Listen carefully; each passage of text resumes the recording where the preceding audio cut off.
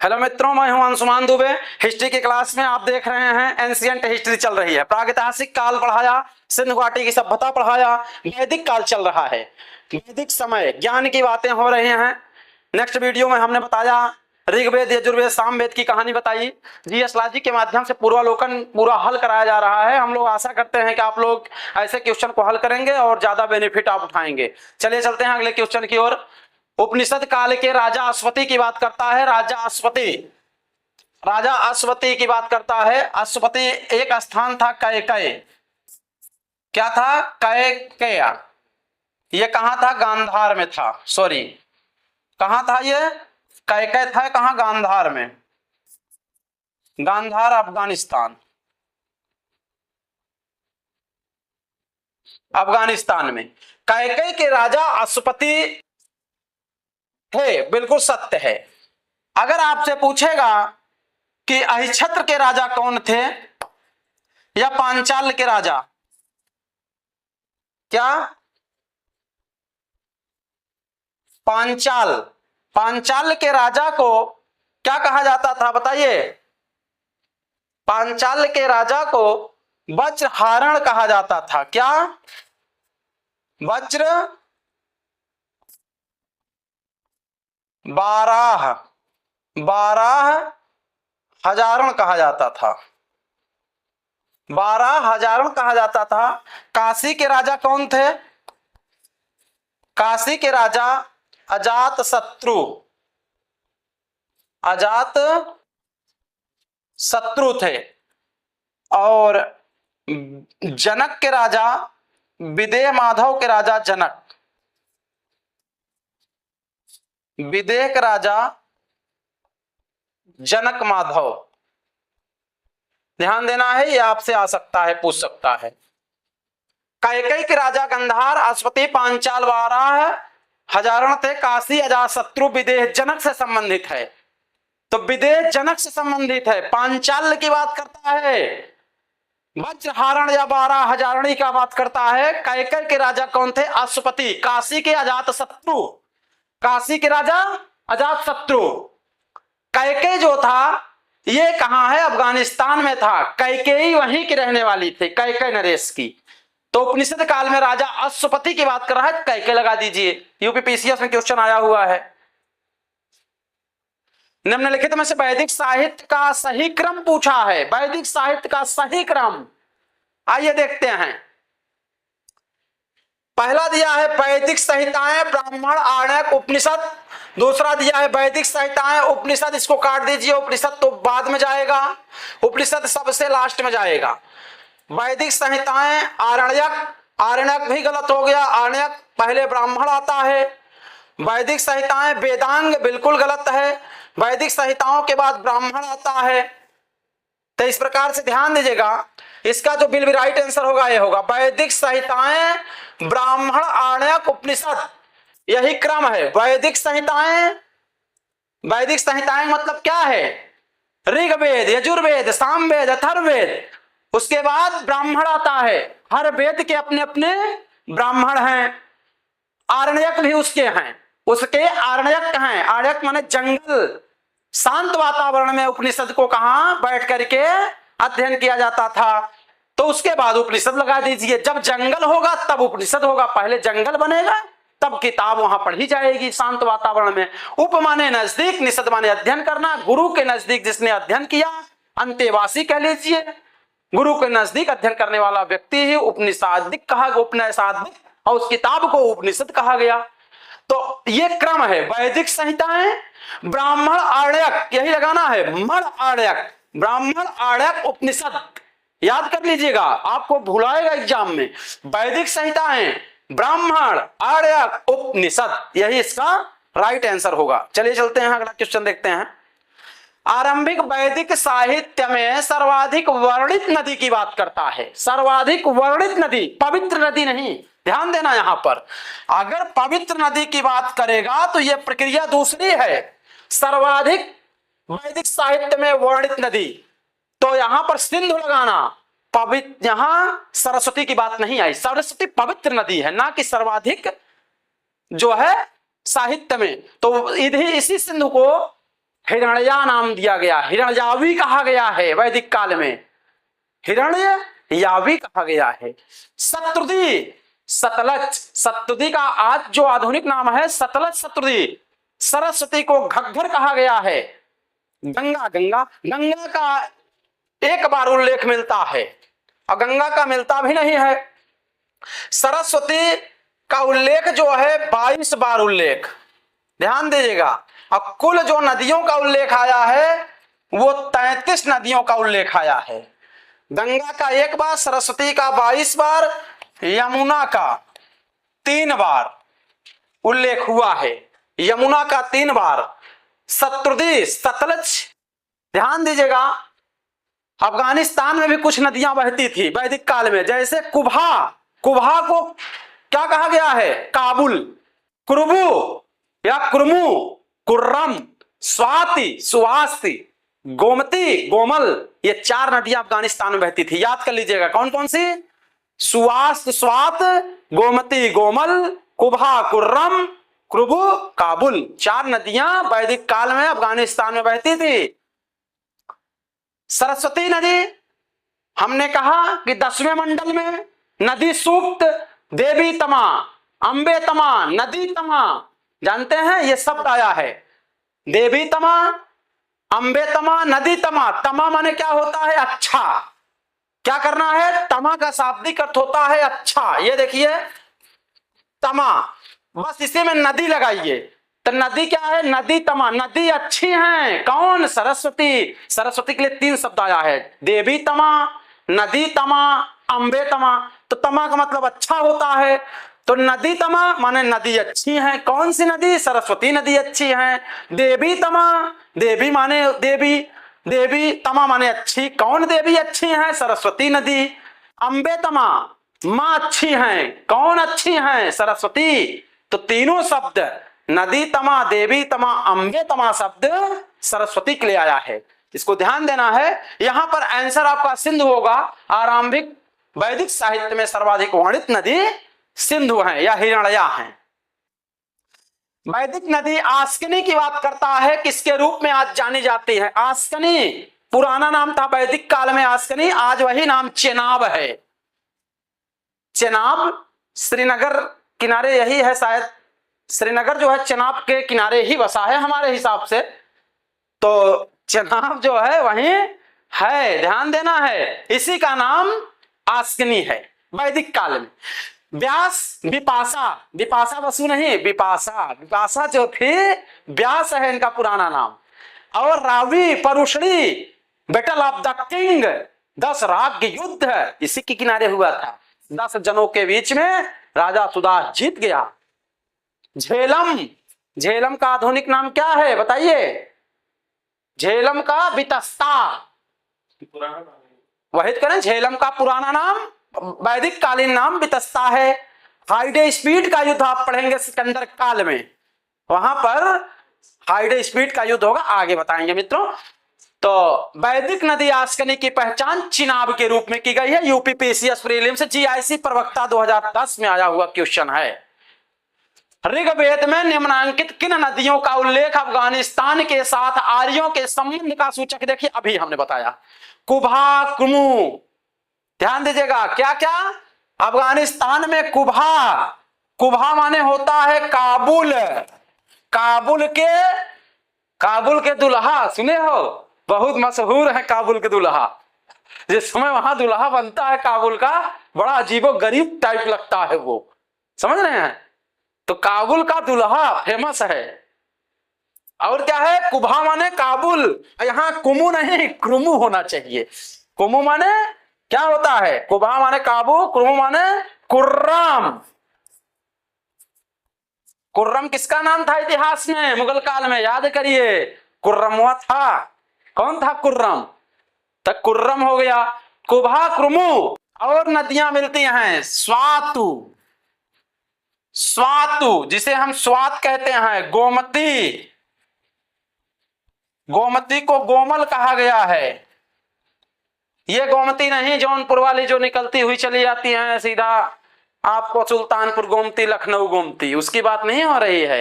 ये अफगानिस्तान में पश्चिम साइड में बहती थी, ध्यान देना, यहीं से ईरानी लोग आने का प्रमाण मिलता है कि आर्य ईरान के थे, इसी नदियों से होकर के आए थे।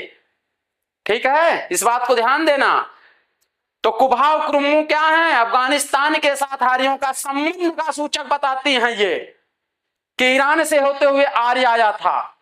आर्यों की जानकारी सबसे पहले मैक्स मूलर ने दिया मध्य एशिया बैक्टीरिया में, गार्डन चाइल्ड ने दक्षिणी रूस, बाल गंगाधर तिलक कहते हैं कि आर्कटिक होमिनिदा वेदाज उत्तरी ध्रुव की बात करते हैं, और सरस्वती दयानंद सरस्वती और पार्टीजर क्या कहते हैं?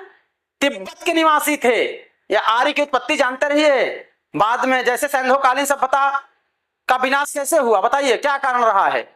बाढ़, 900 वर्षों सूखा, उसमें सूखा बताते हैं 900 वर्षों तक।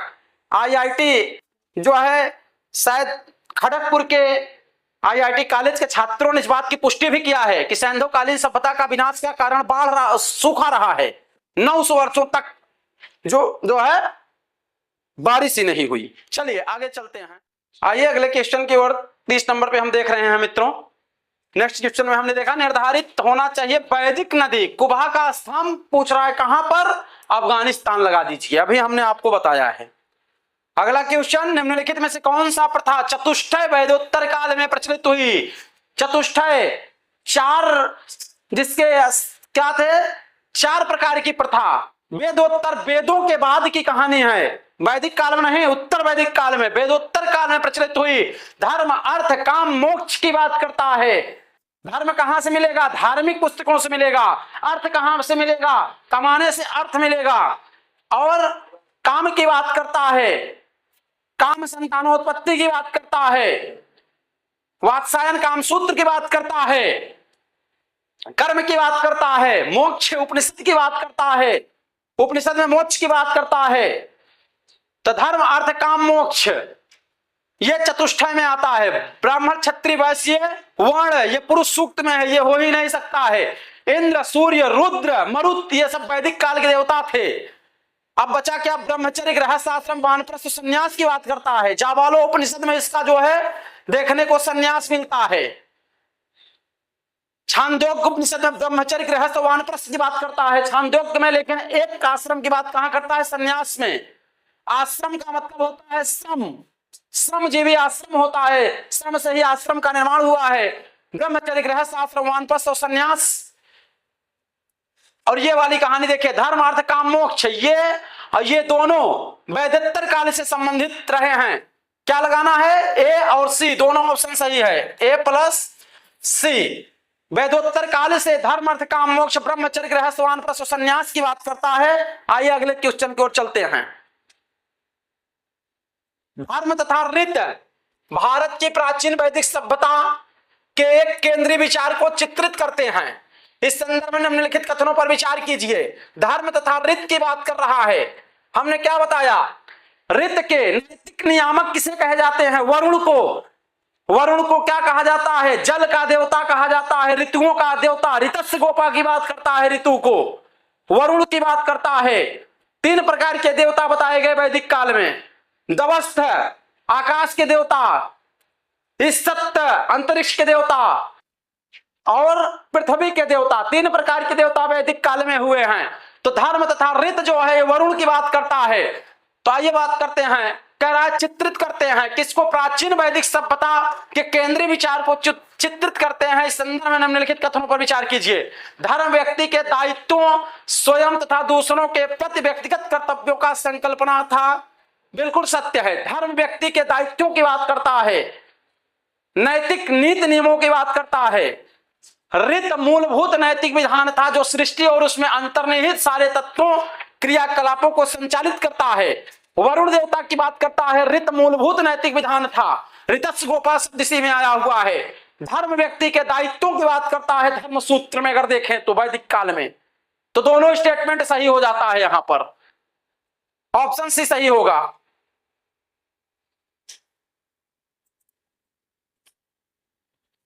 भारतीय संस्कृति के अंतर्गत रीत अर्थ है।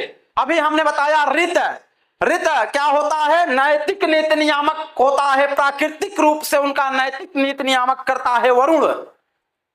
तो प्राकृतिक का क्या है, नीति बनाता है प्राकृतिक रूप से।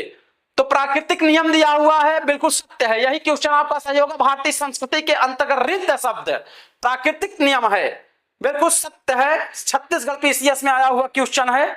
अगले क्वेश्चन की ओर चलते हैं। निम्नलिखित वैदिक देवताओं में किसे उनका पुरोहित माना जाता है? वैदिक देवताओं में हमने बताया कि ज्योतिष, इंद्र, अग्नि, ये सब देवता थे। वैदिक काल में अगर मैं बात करूं, ऋग वैदिक काल में इंद्र, अग्नि, वरुण, नाशत्य, मित्र, पर्जन्य, ये सब प्रमुख देवता थे।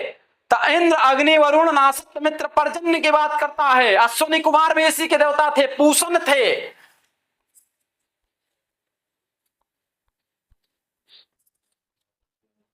अश्विनी कुमार, पूषण पशुओं के देवता, अग्नि दाउस माने अंतरिक्ष के देवता, इंद्र इनके जो गुरु थे, जो पुरोहित थे, वो बृहस्पति जी थे। कौन थे? बृहस्पति जी थे। इस बात को ध्यान देना है। निम्नलिखित में से कौन सा वह ब्रह्मवादिनी थी जिसने कुछ वेद मंत्रों की रचना की? ब्रह्मवादिनी, विदुषी क्या कहा जाता है? विदुषी, इसे ऋषि भी कहा जाता है, ब्रह्मवादिनी कहा जाता है। जिन लोगों ने शास्त्रार्थ किया वैदिक काल में, विदुषी रही हैं, मनीषी रही हैं, उन्हें क्या कहा जाता है? कौन रही है इसमें? देखिए, गार्गी, सावित्री, लीलावती। गार्गी मैरिज थी। गार्गी एक शास्त्रार्थ भले की थी, लेकिन मैरिज थी, वो विदुषी नहीं थी। विदुषी में वो कह रहे हैं ब्रह्मचारिणी भी होनी चाहिए, ब्रह्मवादिनी होनी चाहिए। तो लोपामुद्रा, पूर्व ऋग वैदिक काल में अगर हम देखें तो 7, 8, 5, 6 ब्रह्मवादिनी मिलती हैं। कौन कौन से? अगर आप देखें तो लोपामुद्रा,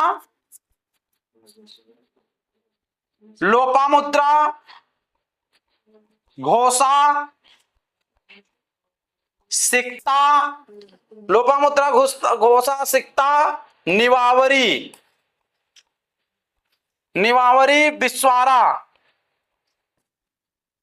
विश्वारा, सची, पौलोमी,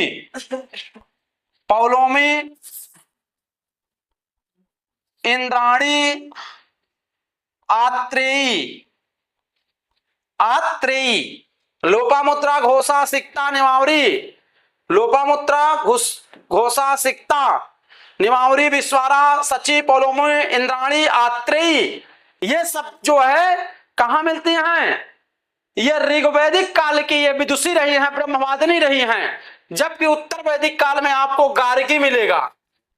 गार्गी, मैत्रेयी और जाबाला, ये उत्तर वैदिक काल में आपको गार्गी मिलेगी, मैत्रेयी, जाबाला, ये मिलेगी उत्तर वैदिक काल में। ऋग वैदिक काल की जो विदुषी हैं, लोपामुद्रा, घोषा, सिक्ता, अपाला भी है, ध्यान देना। अपाला मैं भूल गया था। अपाला, लोपामुद्रा, घोषा, सिक्ता, निवावरी, विश्वारा, पाला, सची, पौलोमो, इंद्राणी और आत्रेयी, ये पूर्व ऋग वैदिक काल में मिलती हैं। गार्गी, मैत्रेयी और जावाली ये उत्तर वैदिक काल की ब्रह्मवादिनी है। लेकिन पूछा है कि कौन सी वह थी जो वेद मंत्रों की रचना की, तो ब्रह्मवादिनी में पूछ रहा है। जो मैरिज नहीं थी वो लोपामुद्रा है। आइए चलते हैं अगले क्वेश्चन की ओर। ऋग्वैदिक काल में निष्क शब्द प्रयोग आभूषण के लिए होता था, जबकि परवर्ती काल यानी उत्तर वैदिक काल में किस नाम से जाना गया? लिपि, सिक्का, कृषि, औजार, शस्त्र, किसके लिए? ऋग्वैदिक काल में निष्क को निशाका शब्द से भी यह कहा गया है। क्या कहा गया है? निशाका। निशाका ये गले का आभूषण होता था। क्या होता था? ये गले का आभूषण होता था। ये गले का आभूषण होता था, ये महिलाएं पहनती थी। इसी से योचनी बनाया जाता था, सोने से ही योचनी और तुरीच, तुरीच भी दो आभूषण मिले हैं, योचनी और तुरीच। तो निशाका गले में पहने जाने वाला ऋग वैदिक काल में था, परवर्ती काल में नहीं था, यह ऋग वैदिक काल में था। और यही आगे चल करके एक सिक्के का रूप धारण करता है उत्तर वैदिक काल में। कहा? उत्तर वैदिक काल में सिक्के का रूप धारण करता है।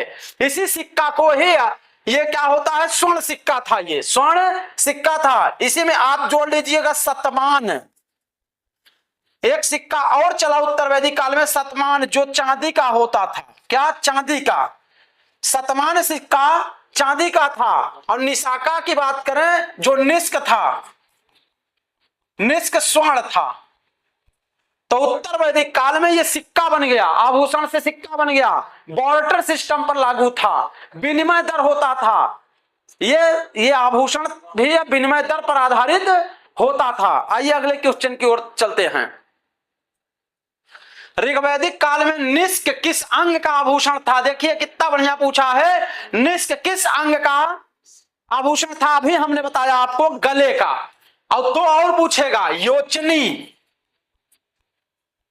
योचनी और तुरीच, ये भी स्वर्ण था, ध्यान देना। लेकिन ये पैर का था, ये पैर का था। योचनी और तुरीच ये पैर का था, स्वर्ण, स्वर्ण का ही था, चांदी नहीं। पैर में, याद रखिएगा, पैर में स्वर्ण पहना जाता था। थोड़ा सा वो लोग लगाते थे पॉइंट में, पूरा पैर में नहीं होता था, यानी पैर से थोड़ा ऊपर यहीं पर ये लोग पहनते थे। ऋग्वैदिक काल में निष्क किस अंग का आभूषण था?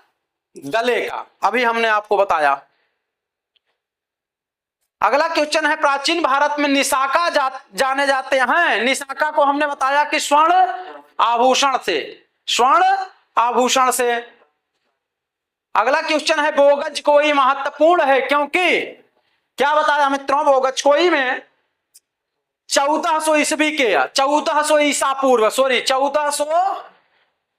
1400 ईस्वी के, सॉरी ईस्वी के 1400 ईस्वी के या ईसा पूर्व, सॉरी ईसा पूर्व, बोगज कोई महत्वपूर्ण से इंद्र, वरुण, मित्र, नासत्य कुमार, क्या क्या, इंद्र, क्या मिलेंगे, इंद्र, वरुण, मित्र, नासत्य, ये चार देवता वैदिक काल के कहां से मिलते हैं? बोगज कोई में उत्खनन कार्य कराया गया, तो वहीं से। यह मध्य एशिया, तिब्बत के मध्य एक व्यापारिक मार्ग था। गलत बात, व्यापारिक मार्ग नहीं था। यहां से प्राप्त अभिलेखों से वैदिक देवताओं देवियों का उल्लेख मिलता है। यह बात बिल्कुल सत्य है, यह बात बिल्कुल सत्य है। यहां से वैदिक देवी देवताओं का मिलता है। देखिए इसका एक वो था, हित्तानी मित्तानी कबीला आपस में लड़ जाते हैं, तुर्किस्तान में है, तुर्किस्तान में बोगज कोई एक स्थान है, एशिया माइनर। तो हित्तानी मित्तानी कबीला जब आपस में लड़ जाते हैं तो लड़ते लड़ते ये एक जगह बैठ जाते हैं। तो बाद में कसम खाते हैं कि चलो हम लोग आज से युद्ध या झगड़ा नहीं करेंगे। तो उन्होंने कहा कि कैसे नहीं करेंगे, कसम किसकी खाई जाए? तो उन्होंने क्या किया कि मिट्टी के और पत्थर के मिला करके क्या किए, इंद्र, वरुण, मित्र, नासत्य कुमार के भौतिक रूप से मूर्ति बनाई और उसकी कसम खाई। हित्तानी मित्तानी कबीला, वहीं से बोगज कोई स्थान से ये चारों मूर्तियां मिलती हैं, बोगज कोई से। इसलिए ऑप्शन बी सही होगा। ये देखिए ईसा पूर्व, 14वें ईसा पूर्व की बात करता है।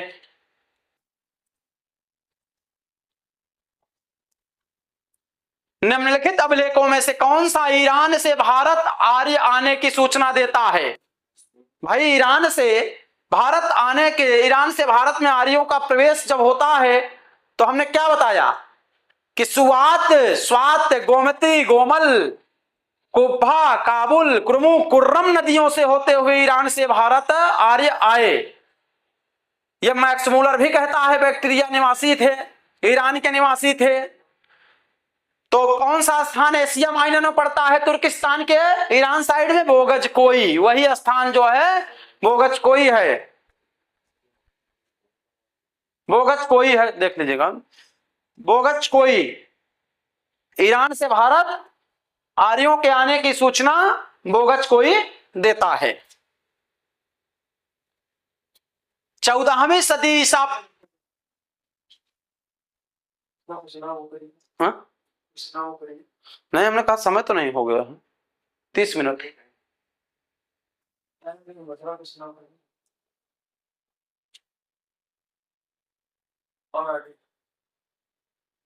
हाँ वही 40 नंबर। कौन से बात सही क्या गलत हो? गलत नहीं है, पर क्वेश्चन ध्यान दीजिए। शहबाज गढ़ी आप समझ रहे हैं कहाँ चले गए? ताम्रलेख अभिलेख पे चले गए। वो तो बहुत की बात है। हाँ चल रहा है, काटेंगे उसको, आगे चलें। गलत 41 नंबर के क्वेश्चन में 14वीं सदी ईसा पूर्व का एक अभिलेख जिसमें वैदिक देवताओं का वर्णन मिला है। 14वीं सदी, 14वीं ईसा पूर्व की बात कर रहा है, तो वो गज कोई है। इंद्र वरुण मित्र नासत्य कुमार के वर्णन वहां से मिलते हैं। निम्नलिखित में से किसने आर्यों के आदि देश के बारे में लिखा? आदि देश के बारे में लिखने वाले कौन थे? शंकराचार्य से कोई मतलब नहीं है, 7वीं सदी में आएंगे। एनी बेसेंट 1857 वाली क्रांति से जुड़ेंगे आगे। विवेकानंद 1893 में हुए हैं, जैसा कि आप जान रहे हैं। बाल गंगाधर तिलक भी हुए हैं ये भी, लेकिन इसमें एक कारण रहा है। बाल गंगाधर तिलक भी आपके 19 असहयोग आंदोलन में आए, 1920 वाले में, 20 से 22 में, लेकिन इन्होंने एक पुस्तक लिखी है, आर्कटिक होम इन द वेदांत। इन्होंने आदि देश का प्राणी ईरान को माना है, आर्यों को। कहा कि भाई ये वैदिक वाले जो आर्य थे ये कहां से आए? ये आदि देश से आए। आदि देश का मतलब आर्कटिक देश, तो उनकी पुष्टि करता है। निम्नलिखित में किसने आर्यों के आदि देश के बारे में जानकारी दिया? बाल Gangadhar Tilak. Arctic home in the वेदांत की बात बाल गंगाधर तिलक जी करते हैं। जिस ग्रंथ में पुरुष मेध का उल्लेख है वह है, बहुत अच्छा दिया है, पुरुष मेध। पुरुष मेधा की बात करता है, पुरुष शक्ति की बात करता है। 10वें मंडल में पुरुष की बात करता है, वर्ण की बात करता है, लेकिन वो चीज यहां नहीं है, पुरुष मेध की बात करता है।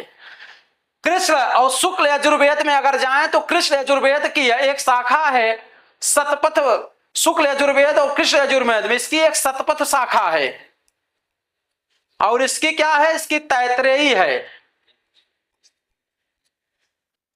ये देखिए शतपथ मिल ही गया। 25 ब्राह्मण ये सामवेद का है, 25 ब्राह्मण साम, ये तो नहीं होगा। तो कृष्ण यजुर्वेद शुक्ल यजुर्वेद की जो शाखा है शतपथ है और तैतरी, इसमें पुरुष मेध तीनों में उल्लेख मिलता है। कहां मिलता है? तीनों में मिलता है। तो ऑप्शन आप ना तो एक लगाएंगे ना बी ना सी, ये तीनों मिलेगा। तो इसलिए ऑप्शन को आप क्या करेंगे? ये क्वेश्चन गलत दिया हुआ है, ये तीनों होगा इसमें, 25 को छोड़ करके। इस पे जो है विचार किया जाना चाहिए इस क्वेश्चन पे। ये देखिए स्टार दिया हुआ है। शतपथ ब्राह्मण में उल्लिखित राजा विदेध माधव संबंधित थे। बहुत अच्छा क्वेश्चन दिया है। राजा विदेध माधव आर्यीकरण करने से संबंधित थे। राजा विदेध माधव जनकपुर से संबंधित थे। आर्यों के बारे में जानकारी मिलती है। इनके पुरोहित जो थे राहुगण के नाम जानते हैं, ऋषि गौतम राहुगण। शतपथ ब्राह्मण में उल्लिखित राजा विदेध माधव से संबंधित कौन थे? ऋषि गौतम राहुगण। वशिष्ठ जी ये दशराग युद्ध में 3रे मंडल में, विश्वामित्र जी ये कहां है? ये 6वें मंडल में है। भारद्वाज जी ये 3रे मंडल में है। ये क्या है? ये 7वें मंडल में है। तो गौतम ऋषि राहुगण जो थे ये शतपथ ब्राह्मण से उल्लिखित राजा विदेध माधव से संबंधित थे। उत्तर वैदिक काल में निम्नलिखित में से किनको आर्य संस्कृति का धुर समझा जाता है? यानी क्या समझा जाता है? सेंटर। सेंटर मतलब केंद्र, केंद्र बराबर धुर या हब। हब जानते हो? साइकिल में हब होता है, मोटरसाइकिल में हब होता है, उसे केंद्र कहते हैं। कहते हैं एजुकेशन हब, शैक्षिक केंद्र। उत्तर वैदिक काल में निम्नलिखित में किनको आर्य संस्कृति का धुर्य केंद्र समझा जाता था, तो वह है कुरु पांचाल को। क्या? कुरु और पांचाल। कुरु महाजनपद काल में किसकी राजधानी? इंद्रप्रस्थ की राजधानी होगी कुरु, और पांचाल किसकी राजधानी होगी? अहिच्छत्र की। लेकिन अहिच्छत्र की दो राजधानी थी, दक्षिणी पांचाल और उत्तरी पांचाल। तो अहिच्छत्र किसकी थी? उत्तरी पांचाल की राजधानी थी। तो कुरु पांचाल क्या थे? उत्तर वैदिक काल में संस्कृति धुर समझा जाता था कुरु और पांचाल को। गोत्र शब्द का प्रयोग सर्वप्रथम कब हुआ, कहां हुआ, कैसे हुआ? गोत्र शब्द गविष्टि, इसका मूल शब्द गविष्टि है। गायों को पाले जाने योग्य, गाय जहां बांधी जाएं वही गोत्र होता था। पहले वैदिक काल में जहां गाय पशु रखी जाती थी, वैदिक काल में अघन्या शब्द आया है, गाय को न मारे जाने योग्य। अगर गाय को मारे तो राजा फांसी दे देता था। वो विनिमय दर थी, आभूषण विनिमय बार्टर सिस्टम पर लागू था। हमारा वैदिक काल बार्टर सिस्टम यानी विनिमय दर प्रणाली पर लागू थी, इतना ध्यान देना है। तो गायों को न मारे जाने योग्य की श्रेणी में अघन्या शब्द आया है, और यही बात ऋग्वेद में आती है। गविष्टि से गोत्र बना है। गोत्र शब्द ऋग्वेद काल में पहले आता था गायों को पालने के लिए, लेकिन धीरे धीरे ये क्या हुआ, उत्तर वैदिक काल में गोत्र एक पुरुष संतान के रूप में आ गया कि आपकी गोत्र क्या है, तुम्हारी गोत्र क्या है। तो ये गोत्र शब्द उत्तर वैदिक काल में आया है। ऋग वैदिक काल में गोत्र शब्द गविष्टि, गायों को खोजे जाने योग्य, गायों की खोज। ये गोत्र जो था, गोत्र शब्द जो है गविष्टि शब्द जानते हैं, गविष्टि गायों को खोजे जाने योग्य। ठीक, इस बात को ध्यान देना। तो ऋग्वेद में इसकी चर्चा मिलती है गोत्र, और एक कुलीन, एक जात के रूप में कहां मिलता है? अथर्ववेद में। अथर्ववेद तो डायरेक्ट कहता है निंदा करो। किसकी निंदा करो? कन्याओं की, कन्याओं के वध की बात करता है। ये सब चीजें उसी में थी। उन्होंने अपना जादू टोना फैलाया, नाना प्रकार की भ्रामक चीजें फैलाई। चलिए अगले क्वेश्चन की ओर चलते हैं। पूर्व वैदिक आर्यों का धर्म प्रमुखता था। बहुत बढ़िया क्वेश्चन पूछा। पूर्व वैदिक, देखो वैदिक काल दो हुए हैं, हम आपको बता दे रहे हैं। एक तो है पूर्व ऋग वैदिक,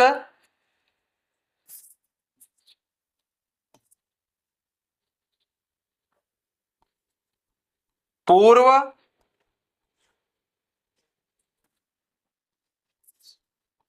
ऋग वैदिक काल और उत्तर वैदिक काल। ध्यान दीजिएगा, अगर मैं पूर्व ऋग्वैदिक काल की बात करूं तो यह 1500 से 1000 बीसी है। उत्तर वैदिक काल में बात करूं तो 1000 से 600 बीसी है। पूर्व वैदिक काल 1500 से 1000 बीसी और उत्तर वैदिक काल 1000 से 600 ईसा पूर्व। उसके बाद तो छठी शताब्दी ईसा पूर्व महाजनपद काल स्टार्ट हो जाएगा, आप जान ही रहे हैं। तो पूर्व वैदिक आर्यों का, पूर्व मतलब ऋग वैदिक काल, पूर्व वैदिक काल पहले की बात हो रही है। क्या प्रमुख था? भक्ति। भक्ति तो आगे आएगा, कहां आएगी? ये तो मौर्य काल में भक्ति की बात होगी, मूर्ति की बात मौर्य काल में होगी, अभी कहां बात होगी। मूर्ति पूजा भी मौर्य काल में आएगा। सबसे पहले मूर्ति पूजा बौद्ध धर्म में हमको दिखाई देती है। ठीक है, यज्ञ तो मानो चलो चला, लेकिन यज्ञ दिया है, मूर्ति पूजा है, गलत हो जाएगा। प्रकृति पूजा फिर भक्ति दिया है, देखिए यहां भी गलत हो गया। प्रकृति पूजा और यज्ञ की बात जो करता है वो पूर्व वैदिक काल करता है। प्रकृति पूजा के प्रेमी थे, बिल्कुल सत्य है। यज्ञ, यजुर्वेद में यज्ञ की बात करता है, बलि कर्मकांड की बात करता है। प्रकृति पूजा, सोमापा शब्द आया है। कौन थे सोमापा? सोम रस पान करने वाले देवता, सोमरस देवता था, प्रकृति के देवता थे वो। पर्जन्य देवता, मारुत देवता, ये सब प्रकृति ही तो थे। वरुण देवता, वायु के देवता, जल के देवता प्रकृति थे। पृथ्वी के देवता, ये सब प्रकृति ही तो थे। तो इसलिए प्रकृति पूजा और यज्ञ पूर्व वैदिक काल की बात करता है। 47 नंबर का क्वेश्चन यहां पर सी दिया है, तुम भी लिख लेना और क्या करना है। अगला क्वेश्चन है, ऋग्वेद काल में जनता निम्न में से मुख्यतः किसमें विश्वास करती थी? ऋग्वेद काल में जनता किसमें? मूर्ति पूजा नहीं होगा भाई, हमने बताया मौर्य काल में आएगा मूर्ति पूजा। देवी पूजा, हमने बताया कि देवी पूजा से संबंध है, सैंधव घाटी सभ्यता में रहा है। देवी पूजा, मृण मूर्ति, मात्र सत्तात्मक, ये क्या चल रहा है? ये पित्त सत्तात्मक चल रहा है, पुरुष प्रधान है वैदिक काल। बलि कर्म कांड की बात करता है और एकेश्वरवाद की बात, इसमें मामला फंस जाता है। देखिए पीसीएस प्रीलिम्स 1993 में दिया है, लेकिन क्वेश्चन ये अपवाद में गया होगा। कारण ये है कि कुछ लोगों ने विश्वास किया एकेश्वर में, कुछ लोगों ने बलि और कर्मकांड की बात किया। तो एकेश्वरवाद और बहुदेश्वरवाद की बात जो करते हैं, कौन बात करता है? तो इसमें गार्डन चाइल्ड भी बताता है कि नहीं, वैदिक कर्मकांड में एकेश्वर बहुदेववाद दोनों बात आई है। क्योंकि देखें अगर तो वैदिक काल में एक देवता नहीं हुए हैं। इंद्र के लिए 250 बार उल्लेख मेंशन किया गया है मंत्रों का, अग्नि 200 बार, वरुण, मित्र, नासत्य कुमार, पर्जन्य, पूषण, पशुओं के देवता, ये सब अनेक देवता हुए कि नहीं? बहुदेववाद में आ गया कि नहीं मामला। अब एकेश्वरवाद की अगर आप बात करते हैं तो एकेश्वरवाद में रुद्र की बात करता है, महादेव की बात करता है, एक योगी पुरुष की बात करता है। इसमें भी सैंधवकालीन के अलावा भी इसमें भी आया हुआ है। तो ये सब चीजें मिलता है। अब बलि कर्मकांड तो यजुर्वेद पूरा भरा हुआ है, तो इसलिए यह क्वेश्चन रिपीटेड क्या डिस्प्यूटेड हुआ है, सॉरी रिपीटेड नहीं डिस्प्यूटेड हुआ, विवाद में गया। तो यह क्वेश्चन ठीक नहीं है, इसकी व्याख्या पढ़ लेना कायदे से। आप देखिए इसमें डी नंबर दे रहा है, बलि कर्मकांड दे रहा है, लेकिन बलि कर्मकांड के अलावा भी एकेश्वरवाद की बात करता है। प्रसिद्ध 10 राजाओं का युद्ध किस नदी के तट पर लड़ा गया? Battle of the king. 7वें मंडल की बात करता है। वशिष्ठ विश्वामित्र के बीच में भयानक युद्ध होता है, सुदास जीत जाता है, राजा सुदास जीत गया, उसी के नाम भरत कबीलाई था। वह कबीला पहले चलते थे, कबीलाई चलते थे, तो भरत कबीला जीत गया, उसी के नाम से भारत देश रखा गया। कुछ लोगों ने कहा नहीं भैया, दुष्यंत और शकुंतला की जो प्रेम कथा चली उसमें जो संतान हुआ भरत उनका भी नाम था। कुछ ने कहा नहीं, ऋषभदेव जो थे उनके नाम पर, ऋषभदेव जैन धर्मावलंबी प्रथम जैन तीर्थंकर थे, उनके लड़के का नाम था। ये सब चीजें मिलती हैं। चलिए फिलहाल जहां तक मान्यता है कि शकुंतला और भरत वाली जो कहानी है उसी पे दुष्यंत भरत का नाम भारत पड़ा है। भारत देश में रहने वाली भरत संतति ही भारत कहलाती है। चलिए, प्रसिद्ध 10 राजाओं का युद्ध किस नदी के तट पर लड़ा गया? परुष्णी, रावी नदी। परुष्णी रावी नदी का तट था। भयानक रात्रि का समय था, 1 बज रहा था, बहुत भीड़ युद्ध हुआ था उस समय। समझ चलिए, बहुत भीड़ युद्ध हुआ था। विश्वामित्र जी उसमें बहुत बड़ी गढ़ फिट कर दिए थे, इसलिए इसका आंसर डी होगा। चलिए लास्ट क्वेश्चन देखते हैं हम लोग। आज सेशन का लास्ट क्वेश्चन 50 नंबर का क्वेश्चन देखते हैं हम लोग। गोल्डन जुबली होने वाला है, आइए देखते हैं। ऋग्वेद में उल्लेखित प्रसिद्ध 10 राजाओं का युद्ध कहां हुआ? कुछ नहीं, परुष्णी। आज का क्वेश्चन खत्म। मित्रों, हमें आशा है कि आप लोग जीएस लॉजी के माध्यम से इस वीडियो को देख रहे होंगे। हिस्ट्री की बहुत बढ़िया चैप्टर वाइज क्लास करा रहे हैं। आप लोगों से रिक्वेस्ट है कि इसको आगे बढ़ाइए, हम भी आगे बढ़ जाएंगे आप तरह। हमको भी आप लोग आगे बढ़ाइए, कसम भगवान हम लोग आपके साथ देंगे। हिस्ट्री के टीचर हैं तो जहां तक हो सकेगा खूब साथ देंगे। थोड़ा सा आप लोग सपोर्ट करिए, हम भी स्टार बन जाए आप तरह, आनंद आ जाएगा भाई। हमको भी उठाइए और हिस्ट्री ऐसे कराते रहेंगे, आनंद आ जाएगा। हमारे टीचर जितने मनोबल बढ़ाइए, यही अवसर है बढ़ाने का। चलिए तब तक के लिए नमस्कार।